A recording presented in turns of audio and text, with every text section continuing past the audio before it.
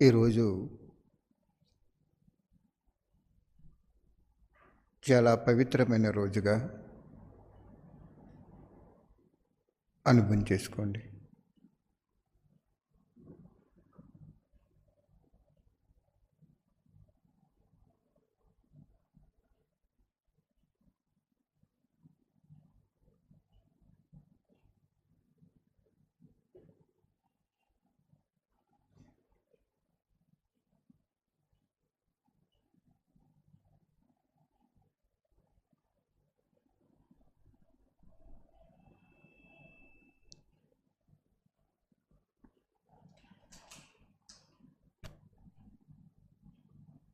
మరలా ఈ రోజు రావాలంటే 5,000 సంవత్సరాలు పడుతుంది.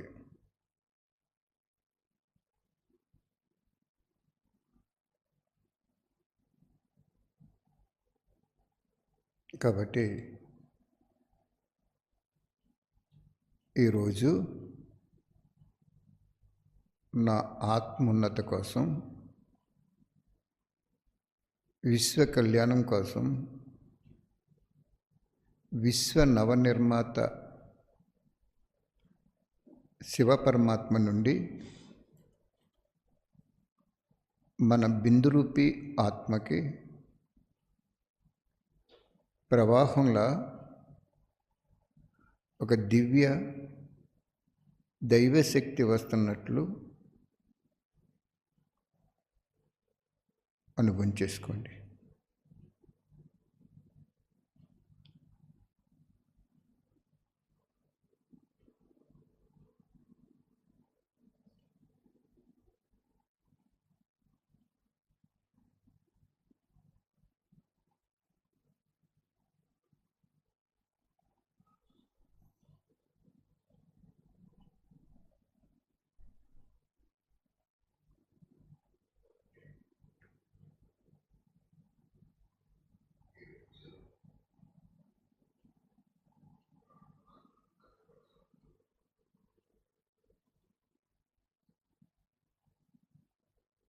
ప్రపంచంలో ఎందరో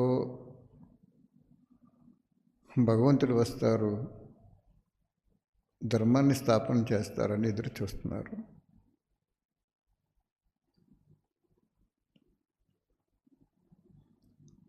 భ్రమిస్తున్నారు. కానీ వాళ్ళెవరికీ లభించలేదు బాబా. మనకు లభించారు.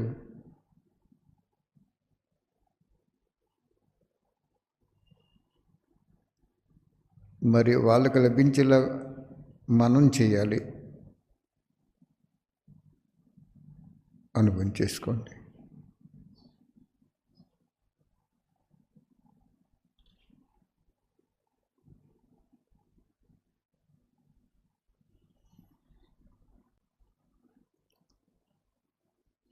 నక్షత్ర మండలం పైన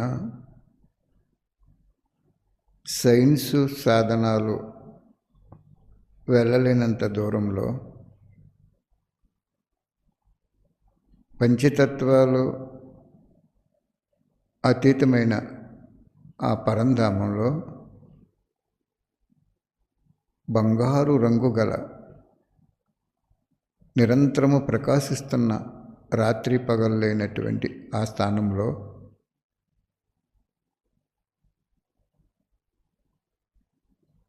భగవంతుడు ఒక జ్యోతి బిందు స్వరూపంలో ఉంటారు. అనుభవం చేసుకోండి.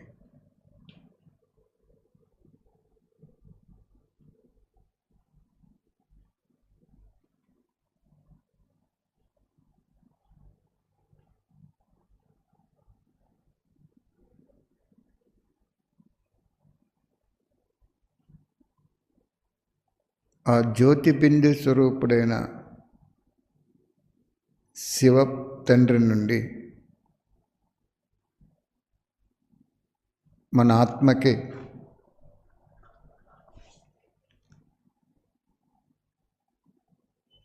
ప్రవాహంలా దివ్యశక్తి వస్తున్నట్లు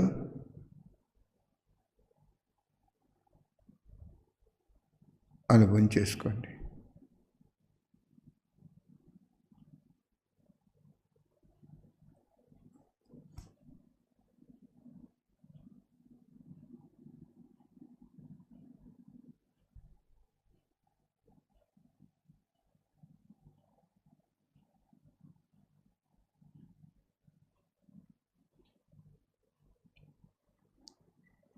అనుభవం అవుతుందో లేదో పరిశీలించుకోండి.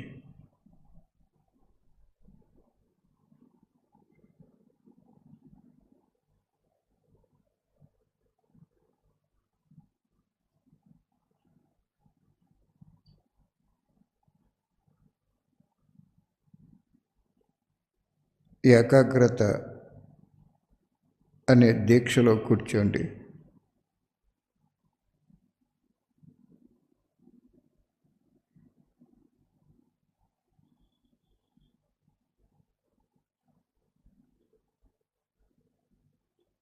ఈరోజు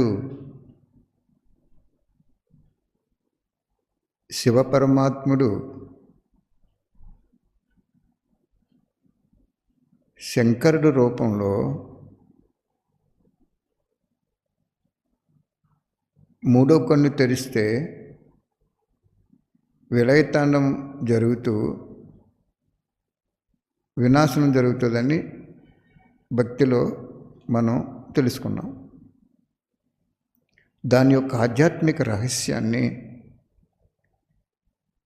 ఏ పురుషార్థం చేస్తే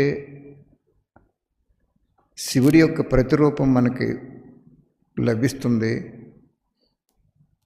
ఆ ప్రతిరూపం ద్వారా భక్తులు ముక్తి పొందుతారో ఈరోజు తెలుసుకుందాం మనసా సేవ ద్వారా.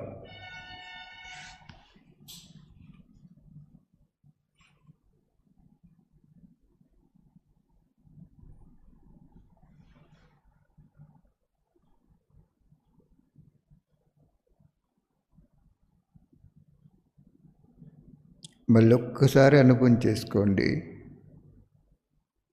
నక్షత్ర మండలం పైన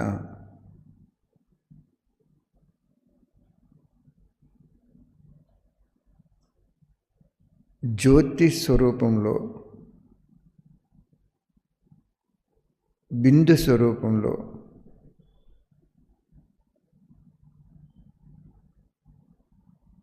ప్రకాశిస్తున్న పరమాత్మ శివుని నుండి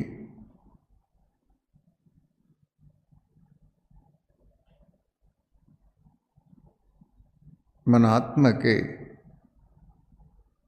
ఒక దివ్య అలౌకిక పరమశివుని శక్తి వస్తున్నట్లు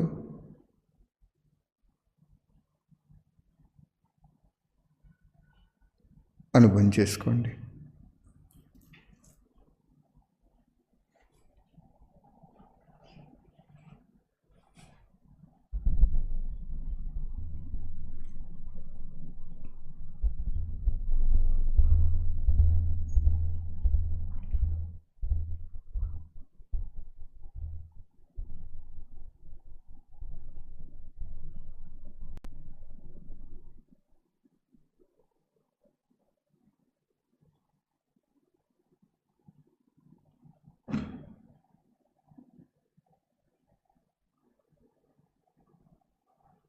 మనం తెలుసుకున్నాం శివుడు వేరు, శంకరుడు వేరు అని. కానీ భక్తులు శివుడు శంకరుడు ఒకటే అని చాలా గాఢంగా నమ్ముతారు. ఆ నమ్మకం వాళ్ళకి కలగటం, ఆ చిత్రాన్ని సృష్టించటం, భజన చేసుకోవటం, ఆ రూపాన్ని పెట్టుకుని పాటలు పాడుకోవటం, ఇలా రకరకాలుగా భక్తులు చేస్తారు. కాబట్టి శంకరుడు రూపాన్ని ఒక్కసారి మీ మనసులో తెచ్చుకోండి.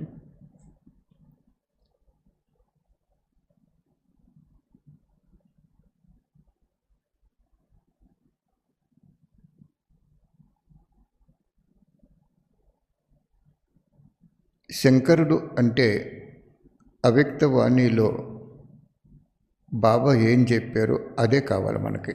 ఇంకా కనా విషయాలు మనకు ఉండకూడదు.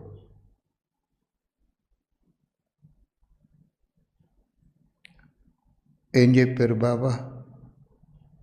జ్ఞానసాగరుడు ఏం చెప్పారు?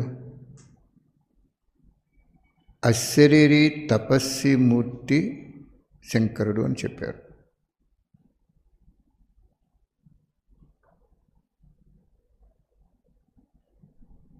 శరీరాన్ని మర్చిపోయి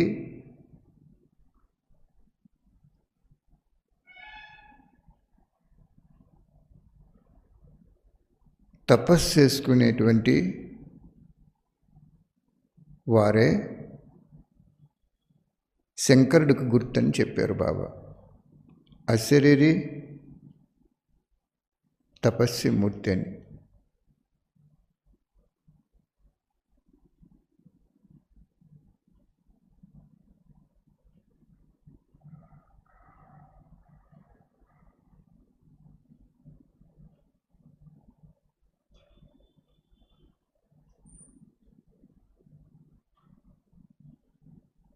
శంకరుడికి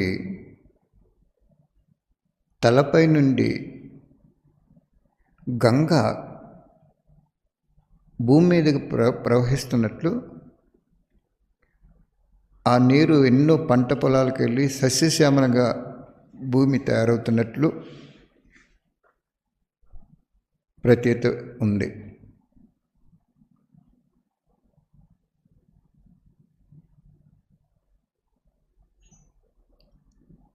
ఎవరైతే శరీరాన్ని మర్చిపోయి ఒకని స్మృతిలో ఉన్నప్పుడు ఆ ఒక్కడే చెప్పినటువంటి జ్ఞానము బుద్ధిలో మననం జరుగుతున్న దాని గుర్తుగా శంకరుడు శిరస్సు నుండి గంగ భూమి మీదకి వచ్చినట్టు చూపిస్తారు. బాగా చక్కగా అర్థం చేసుకోండి. అందరూ కూడా అర్థం చేసుకోండి. జ్ఞాని ఆత్మలు, లైవ్ చూస్తున్న భక్తి ఆత్మలు కూడా సత్యాన్ని సత్యంగా అనుభవం చేసుకోండి.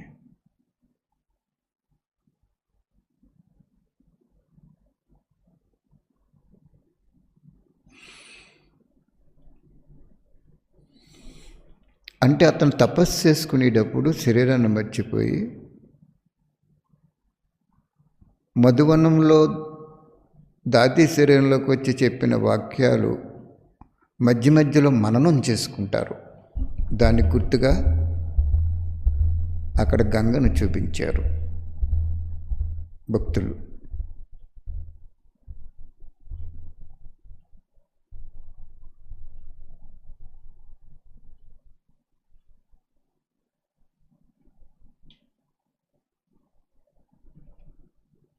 యోగంలో సేవ ఉండాలి, సేవలో యోగం ఉండాలి. అప్పుడే సఫలత మీ ముందు నడుస్తుందని చెప్పారు బాబా. ఎద్దుల బండి కట్టినప్పుడు రెండెద్దులు సక్రమంగా నడిచినప్పుడే కదా బండి ముందుకెళ్తుంది. ఒకటి బద్దకిస్తే అది ముందుకెళ్ళదు. అలాగే అశరీరి తపస్సీమూర్తి ఆత్మ మధ్య మధ్యలో బాబా చెప్పిన జ్ఞానవాక్యాల్ని మనసులో ఉంచుకున్న వాక్యాల్ని బుద్ధిలోకి తెచ్చుకుని మననం చేసుకున్నప్పుడు అదొక శక్తి కింద మారి భూమండలం అంతా ఏర్పడి బాబాని తెలుసుకోవటానికి భక్తి ఆత్మలో దోహదం చేస్తుంది. ఆవు గబగబా గడ్డిని మేసి అది ఒక చోట మరలా నోట్లో తెచ్చుకుని నెమరు వేసి జీర్ణం చేసుకుంటుంది. అదేవిధంగా జ్ఞానం మనం చదువుకున్నా, క్లాసులో విన్నా, దాన్ని ఏకాంతవాసిగా అయ్యి ఆ మహావాక్యాన్ని మననం చేసుకున్న ఆత్మకి గుర్తుగా శంకరుడి శిరస్సుపై గంగ ప్రవాహంలో వస్తూ భూమి బీడుగా ఉన్న భూమిని పంట పొలంగా చేసినట్టు, సస్యశ్యామలంగా చేసినట్టు తెలియజేస్తారు. అంటే మనము యోగం చేసుకునేటప్పుడు ఒక్కొక్క పాయింట్ మననం చేసుకోవటం చాలా అవసరమని ఆ చిత్రం యొక్క సూక్ష్మ రహస్యం మనకి తెలియజేస్తున్నారు బాబా. అనుభవం చేసుకోండి.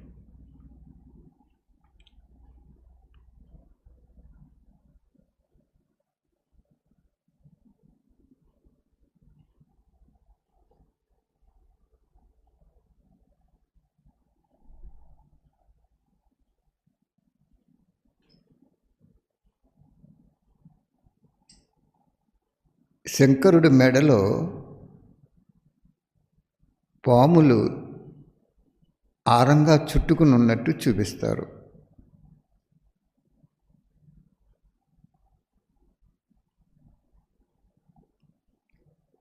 అశరీరి తపస్సుగా ఉన్నప్పుడు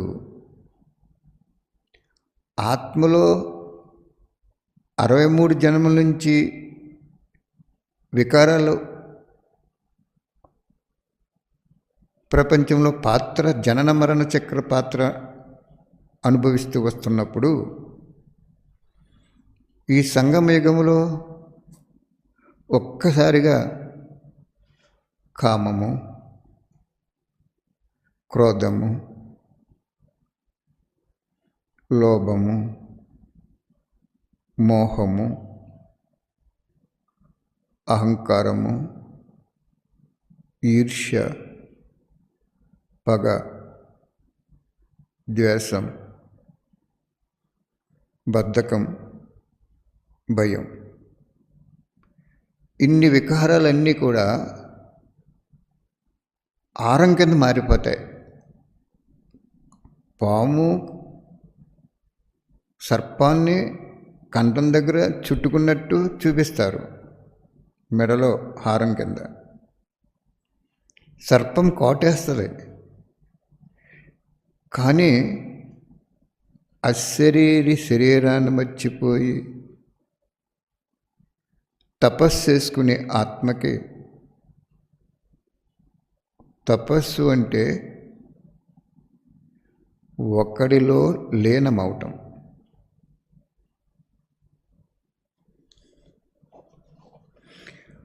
ఆ ఆత్మకి ఈ 11 వికారాలు హారం కింద మారిపోతాయి. అపకారం చేయటానికి బదులు ఒక అలంకరణ రూపంలో మారిపోతుంది. అది ఆధ్యాత్మిక సూక్ష్మ రహస్యం. మనం అశరీరి తపస్సు తవ్వకుండా ఈరోజు కోపం ఉండకూడదు, రేపు కామం ఉండకూడదు, ఇలా పురుషార్థం చేసుకుంటూ వెళ్తే గమనించలేం, ఫలం పొందలేం. శరీరాన్ని మర్చిపోయి శరీరం లేని పరమాత్మతో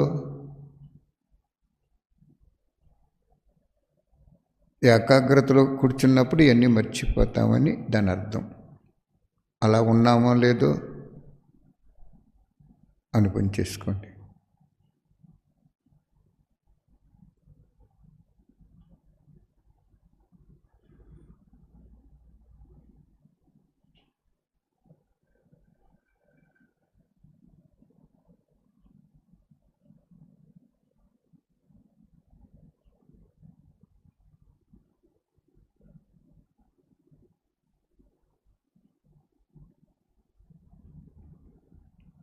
శంకరుడికి సగభాగం పార్వతిగా, అంటే ఒక స్త్రీ శక్తి స్వరూపంగా, సగభాగం పురుష స్వరూపంగా చూపిస్తారు.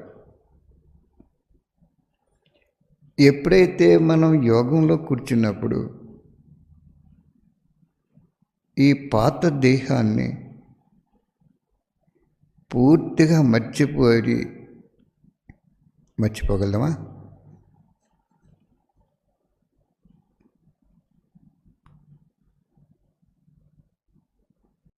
ఒకరి స్మృతిలో ఏకాగ్రత కూర్చున్నప్పుడు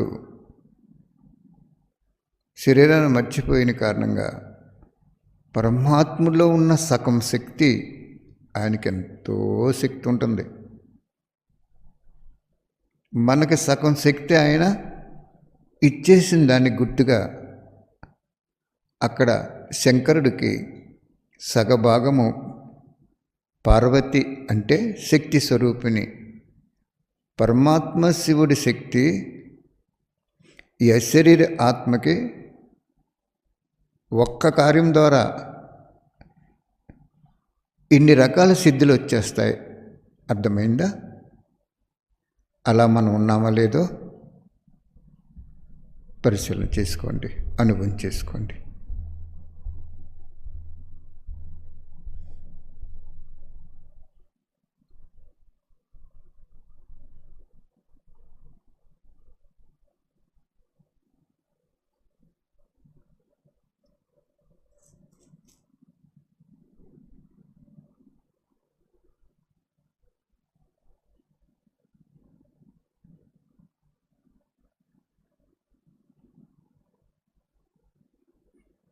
శంకరుడిని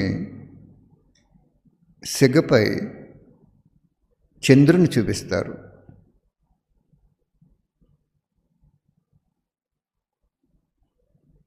ఎప్పుడైతే శరీరాన్ని మర్చిపోయి నిరాకారి బాబాని జ్ఞాపకం చేసుకుంటామో అప్పుడు చంద్రుడికి స్వయం ప్రకాశం ఉండదు. రాత్రి సూర్యకిరణాలు దాని మీద పడి మనకి రాత్రి దీపంలాగా శీతలంగా వెలుగుతూ ఉంటుంది కదా.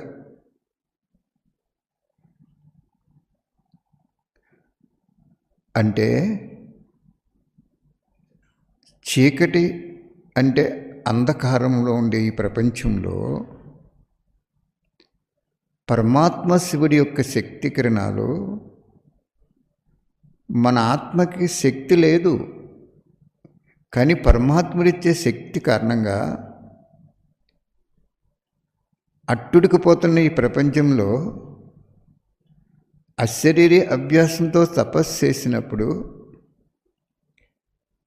ఆ శాంతి శక్తి అంతిమ సంపూర్ణ స్థితి. అది ఆ శాంతి శక్తి మన ఎదురుగా రాగానే స్థూలంగా అయినా సూక్ష్మంగా అయినా ఆత్మకి శీతలత ఇచ్చేస్తుంది. అర్థమైందా?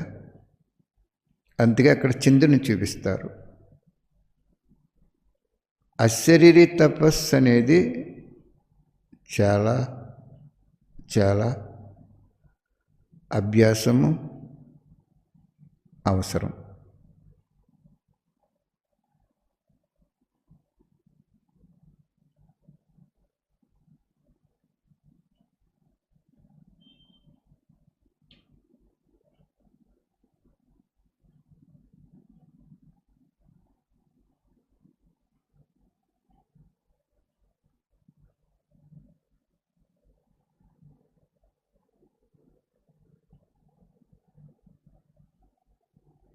శంకరుడికి పులి చర్మం ధరించినట్లుగా చూపిస్తారు.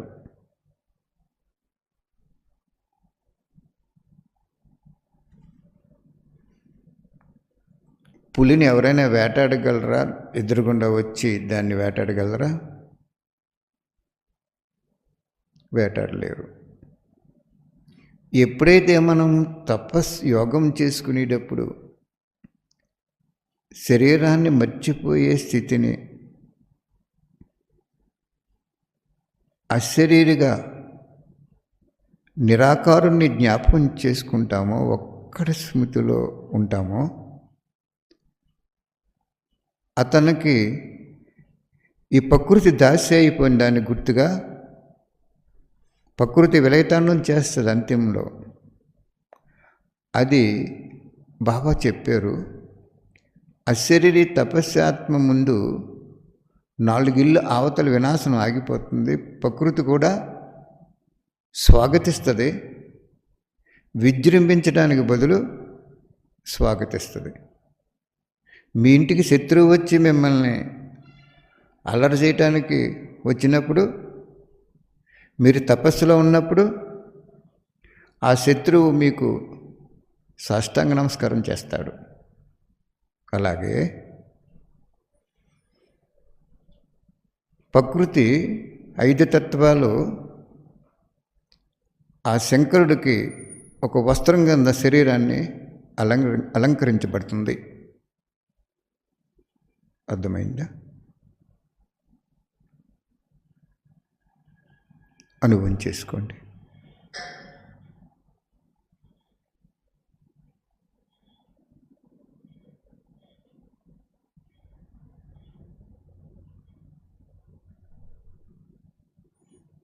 శంకరుడికి ఒళ్ళంతా బూడిదగా రాసినట్టు చూపిస్తారు, శ్మశానంలో తిరుగుతున్నట్టు చూపిస్తారు. ఎక్కడ పరంధామం, భక్తులు ఎక్కడ కైలాసం, ఎక్కడ కాటికాపరగా ఉన్నట్టు చూపిస్తారు. దీంట్లోనే అస్సలైన రహస్యం ఇమిడి ఉంది. చాలా అద్భుతమైన రహస్యం ఇమిడి ఉంది. ఒక్కసారి రహస్యం ఏంటో దివ్య బుద్ధితో ఆలోచించండి.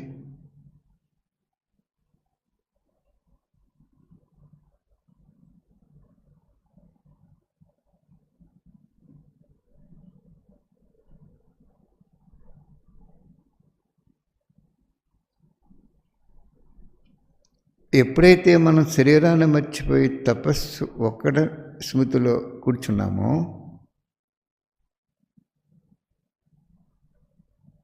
అప్పుడు ఈ ప్రపంచమంతా శ్మశానంగా కనిపిస్తుంది, పనికిరాందిగా అనుభవం అయిపోద్ది. అంతేగాని పలానా దృశ్యాలు చూడటం మానేసాం, పలానా తినటం మానేసాం, ఇలాగ మనం బాహ్యంగా పెట్టుకున్న అన్నీ కూడా గొప్ప విషయాలు కావయ్యి. అలాగని వాటిని విస్మరించమని కాదు, వాటిని జయించిన తర్వాత ఇంకా జయించవలసింది ఉంది. మన ఫ్లైట్లో విదేశం వెళ్తున్నాం, అది మధ్యలో కొన్ని స్టేషన్లు ఆగి ఇంధనం నింపుకుంటుంది, అక్కడ కొంతమంది దింపుకుని వెళ్తుంది. అంత మాత్రాన్ని అక్కడ దిగిపోతే మనం గమనించగలమా? ఫ్లైట్ ఎక్కాం, ఆగిందు, ఇది మన స్థానమని దిగిపోతే నువ్వే నష్టపోతావు. మన స్థానం వచ్చే వరకు మన అందరూ కూర్చోవాలి. అదేవిధంగా మనం చెడు చూడలేదు, సాత్వికాహారం తీసుకుంటున్నాం, ఎవరు వండింది మనం తినట్లేదు. ఇవన్నీ అశరీరి తపస్సుమూర్తిగా అవ్వటానికి పథ్యం లాంటిది, కానీ ఔషధం కాదు. పథ్యం చేస్తే వ్యాధి తగ్గదు, ఔషధం ముఖ్యం, తర్వాత పథ్యం. కాబట్టి శంకరుడు బూడిద రాసుకుని శ్మశానంలో శవాలుగా అయిపోయినటువంటి ఆ బూడిద రాసుకుని కాలిపోయిన తర్వాత శ్మశానంలో ఉంటాడేంటి ఇతను? పరంధామంలో ఉండవలసిన పరమాత్ముడు, కైలాసవాసిగా ఉండవలసిన శివుడు, కాటి కాపరిగా శ్మశానంలో ఉంటాడేంటి? ఎందుకు చూపించారు అక్కడ అలాగా భక్తులు? ఈ సంగమయుగంలో ఏ బ్రాహ్మణాత్మ అయితే సర్వస్య త్యాగిగా,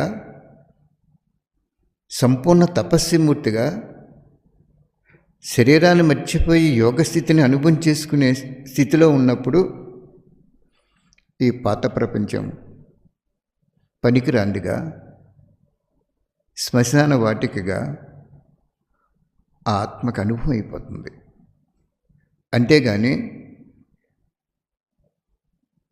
ఒక విషయానికి దూరంగా ఉన్నంత మాత్రానే ఆ కొద్ది సమయమే అనుభవం అవుతుంది, శాశ్వతంగా అనుభవం అవ్వదు. అర్థమైందా? బేహెద్దు వైరాగ్య వృత్తి రాదు. అనుభవం చేసుకోండి.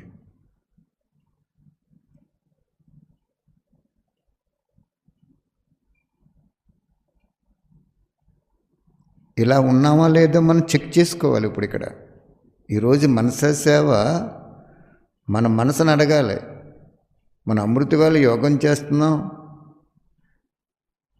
లేచి కూర్చుంటున్నాం, ఏదో ఆలోచిస్తున్నాం, లేకపోతే నిద్రపోతున్నాం, టైం పాస్ చేస్తున్నాం అంటే గమ్యం చేరలేం.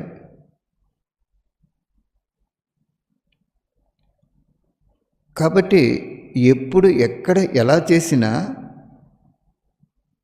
నేను ఒక ఆత్మని, శరీరం కాదు. పరంపిత అతి ప్రియ సంతానాన్ని నేను. ఇలాగ శరీరాన్ని మర్చిపోయి అశరీరిగా తపస్విమూర్తిగా ఉన్న వాళ్ళే శంకరుడు అన్నారు బాబా. సింపుల్గా శివుడికి శివలింగం రూపంలో పూజ చేస్తున్నారు. శంకరుడికి ఇన్ని అలంకరణ ఎందుకు చేశారు? ఆ శంకరుడు ఎవరు? నిరాకారి ఆత్మ, నిరాకారి పరమాత్మ శివుడితో అంతర్లీనమయ్యే స్థితిని, ఆ స్థితి ద్వారా వచ్చే రిఫ్లెక్షన్ ఈ శంకరుని తయారు చేస్తుంది. అర్థమైందా?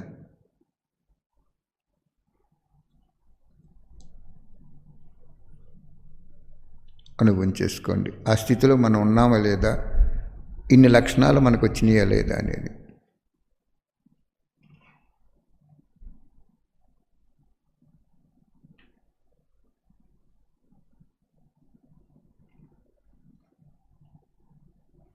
శంకరుడికి త్రిశూలం చూపిస్తారు. ఈ అశరీరి తపస్విమూర్తికి త్రికాలదర్శి అనే గిఫ్ట్ భగవంతుడు ఇస్తాడు. దానికి గుర్తుగా త్రిశూలాన్ని 3 శూలాలు ఉన్నట్టు ఒక దాంట్లో చూపిస్తారు. అదే శత్రువుపై ఇసిరినప్పుడు అది గుచ్చుకుని శత్రువు మరణించినట్టుగా చూపిస్తారు. అంటే మనం కార్యం చేసేటప్పుడు త్రికాలదర్శి అయి కార్యం చేయాలి. అర్థమైందా? ప్రతిదానికి ఆ త్రిశూలం ఉపయోగించరు. నువ్వు ఒకటే చేయాలి, శరీరాన్ని మర్చిపోయి తపస్సు చేయాలి. శరీరాన్ని మర్చిపోయి తపస్సు చేయాలంటే శరీరానికి అవసరమైనటువంటి పదార్థాల యొక్క వంశ సహితంగా భగవంతుడికి అర్పణ చేసేయాలి. అర్థమైందా? బ్రహ్మ ఏం చేశారు? శరీరానికి అవసరమైనటువంటి పదార్థాలు, వస్తు వైభవాలు, ఆస్తి ఐశ్వర్యాలు, సిరి సంపదలు అర్పణ చేశాడు. అప్పుడు భగవంతుడు శరీరానికి అవసరమైనటువంటి పాత ప్రపంచంలో తగులుబాట్లు ఉన్నాయి, అర్పణ చేశాడు. కాబట్టి ఇతనికి నా శక్తి ఇవ్వాలి, ఇతనికి ఇన్ని గిఫ్ట్లు ఇవ్వాలి, ఒక్కొక్క దానికి ఒక గిఫ్ట్ ఇవ్వాలి అని ఆయన మీకు గిఫ్ట్ ఇచ్చేస్తాడు. అప్పుడు ఆటోమేటిక్గా శరీరాన్ని మర్చిపోయి తపస్సు వస్తుంది. ఇవన్నీ ఉంచుకుని మనం తపస్సు చేయాలంటే కొంచెం కష్టమవుతుంది, రావటం కూడా కష్టమవుతుంది. కానీ తప్పకుండా బాబా ఇస్తారు. కానీ సులువైన మార్గం ఏంటంటే శ్మశానంలో ఉండటమేంటి? శంకరుడు కైలాసవాసి నివాసం ఉన్న ఆయన అదంతా వదులుకుని కైలాసాన్ని వదిలేసి కాటి కాపరి కింద అక్కడే ఉండి ఆ బూడిదంతా పాముకుని శవాలను తగలబెట్టిన బూడిదంతా గాలికి ఆయన శరీరాన్ని అంటుకుంటాయి. అంటే దాని అర్థం ఏంటంటే ఈ సూక్ష్మ రహస్యం నువ్వు తెలుసుకోవాలి. నువ్వు పాత ప్రపంచంలో కోటీశ్వరుడిగా ఉన్నా, ఎంతో ఆస్తిపరుడుగా ఉన్నా, ఎంతో ఈ స్థూలానికి అలంకరించుకునే వస్తువులు, వైభవాలు, ఆస్తి, ఐశ్వర్యం, సిరి సంపదలు ఇవన్నీ నువ్వు వదిలేసుకున్నప్పుడు శంకరుడైపోతావు. అట్లో ఉండవు, కొద్ది వదిలేవు, కొద్ది శంకరుడు అవుతావు. అన్నీ వదిలేసావు, సంపూర్ణ శంకరుడు అయిపోతావు. అర్థమైందా? ప్రతి దానికి ఒక విధి ఉంటుంది.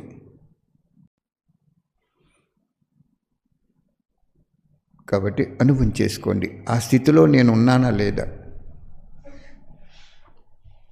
మనం మౌన బట్టీలు పెట్టుకుంటాం, ఎన్నో చేస్తాం, కింద మీద అనేక రకాలుగా తంటాలు పడతాం. కానీ చాలా సులువైన మార్గం చెప్పారు బాబా. భగవంతుణ్ణి పొందటం కోసము, భగవంతుని మనం ప్రత్యక్షం చేయటం కోసము, భగవంతుణ్ణి విశ్వంలో ఆత్మకి ఒక్క సెకండ్లో అనుభవం చేయించడం కోసము, ఒక్క సెకండ్లో ముక్తి, జీవన్ముక్తిని ప్రసాదించడం కోసము చాలా సింపుల్ పాయింట్ చెప్పారు బాబా. Follow Brahma, that's all.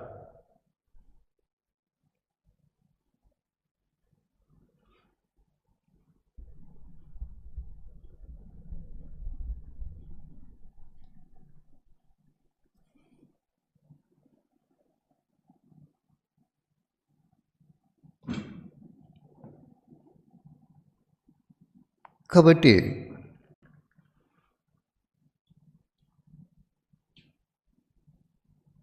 కమండలం చూపిస్తారు శంకరుడికి.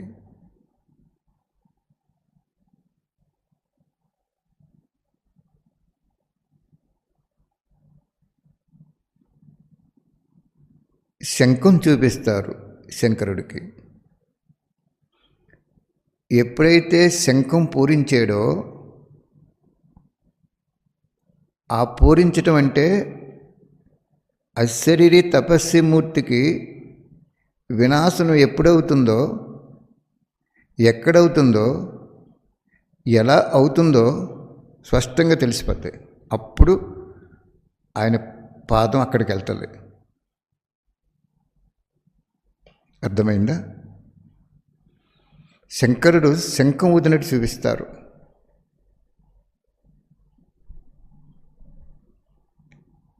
శంఖం పూరించినట్టు అంటే ఆ అశరీరి తపస్విమూర్తి ఆత్మకి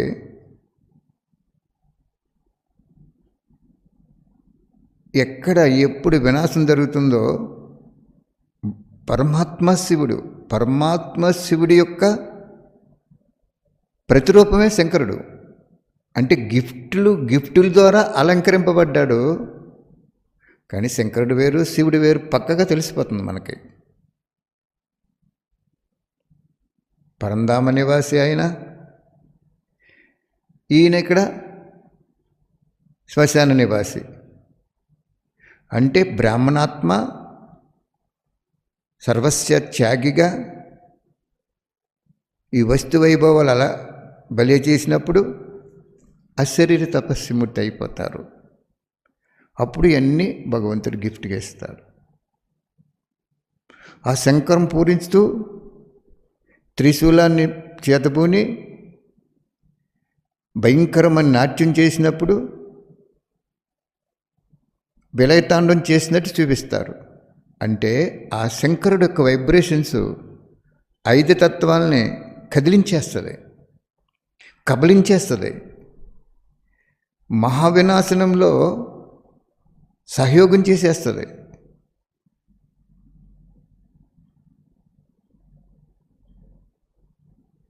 అనుభవం చేసుకోండి.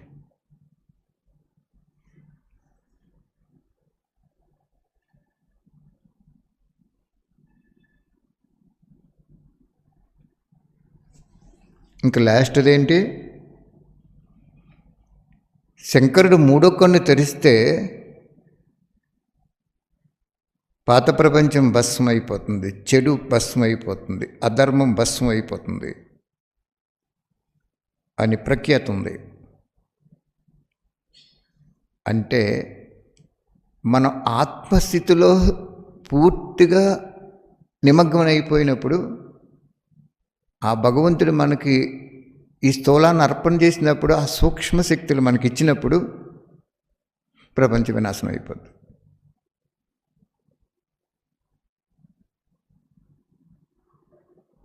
అర్థమైందా? అనుభవం అవుతుందా? మన తపస్సు అలా ఉందా, లేకపోతే చప్పగా ఉందా? తపస్సు సంపూర్ణంగా ఉందా, కొద్ది కొద్దిగా ఉందా? ఇంక డిక్లేర్ అయిపోతుంది. ఎవరు ఏ జన్మ తీసుకుంటారు, ఎక్కడ వస్తారనేది సాక్షాత్కారం అయిపోయే సమయం ఆసన్నమైపోయింది.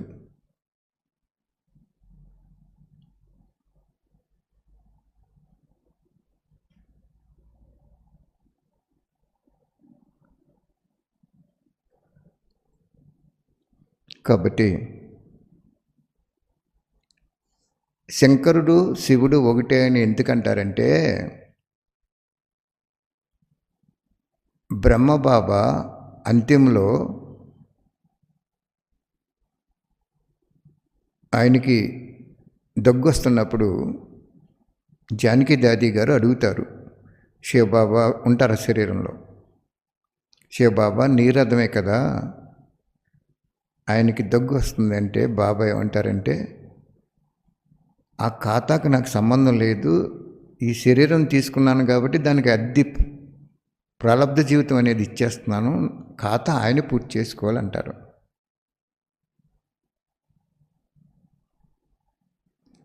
అప్పుడు బ్రహ్మబాబా డాబా మీదకి వెళ్ళి ఏకాంతవాసిగా ఉండిపోతారు. ఆయన ఎక్కువ తపస్సులో లీనమైపోతారు. ప్రయత్నం అద్భుతం, వరదానం మహాద్భుతం. ప్రయత్నం లేకుండా భగవంతుడు ఎలా వరదానం ఇస్తాడు?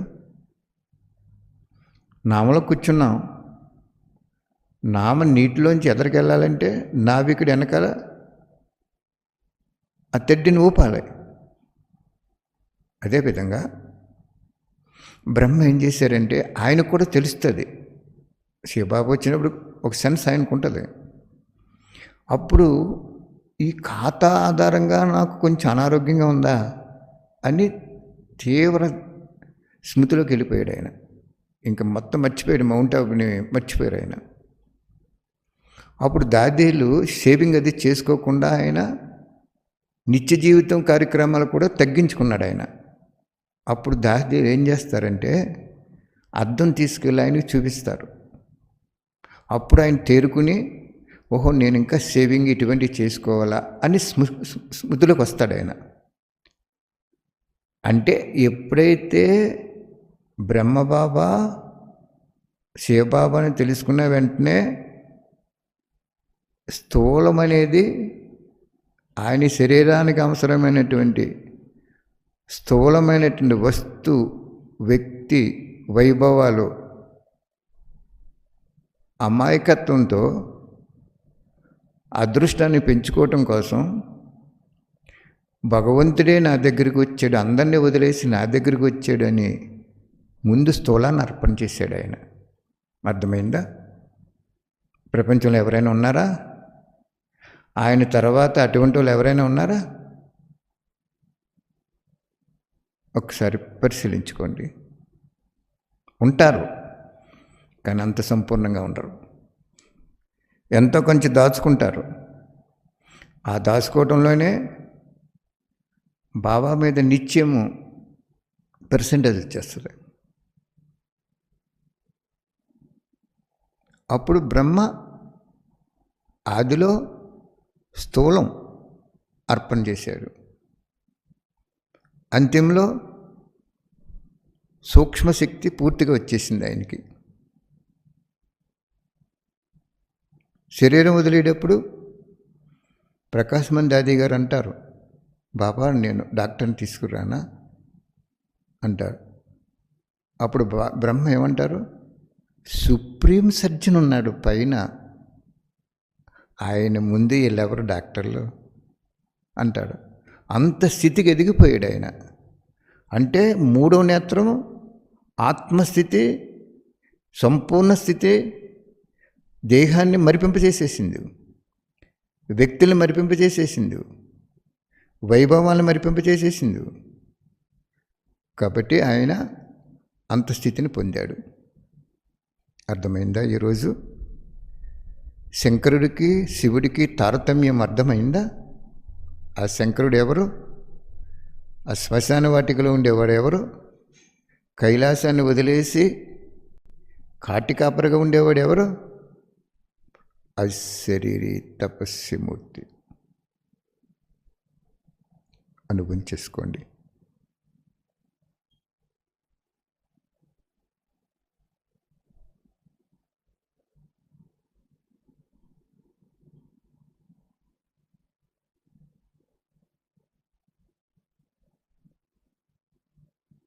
ఎవరున్నారు అలాగా? ఎవరున్నారు? దేహానికి సంబంధించిన వినాశీ పదార్థాల యొక్క అంశ వంశ సహితంగా బలిహారం అయిపోయిన ఆత్మే బేహద్దు వైరాగ్య వృత్తి కలిగిన ఆత్మ అని చెప్పారు వాణిలో బాబా. మన దేహానికి ఎన్ని ఉన్నాయి? గృహం ఉంది, ఆస్తి ఉంది, పంట పండించుకోవటానికి, అలంకరించుకోవటానికి బంగారం ఉంది, ఆనందంగా మాట్లాడుకోవటానికి, కొంచెం కాలక్షేపం చేయటానికి రక్త సంబంధికులు ఉన్నారు. ఇవన్నీ దేహ సంబంధంలోకి వచ్చేస్తాయి. ధనం ఉంది, వాహనాలు ఉన్నాయి, చల్లదనం ఇచ్చేటువంటి పదార్థాలు ఏసీ ఇటువంటివి ఉన్నాయి. ఇవన్నీ ఆ లెక్కలోకి వచ్చేస్తాయి. దేహానికి సంబంధించిన వినాశీ పదార్థాల యొక్క అంశ వంశ సహితంగా బలిహారం అయిపోయిన ఆత్మే బేహద్దు వైరాగ్య వృత్తి కలిగి ఉంటుంది. ఆ బేహద్దు వైరాగ్య వృత్తి గల ఆత్మ అశరీరిగా తపస్సు చేయగలుగుతుంది. ఒకదానికి ఒకటి లింకు. ఆ అశరీరిగా తపస్సు చేసినప్పుడు పరమాత్మ శివుడు, నిరాకారి జ్యోతిర్బిందు స్వరూపుడు, పరమ పవిత్రుడు, రాజయోగం అభ్యాసాన్ని మనకు అర్పణ చేసినవాడు, ఆ ఆత్మకి ఇన్ని శక్తులు ఇస్తాడు. జ్ఞానం మనన శక్తి గంగగా, చంద్రుడిని శీతలతగా, సకల దేహం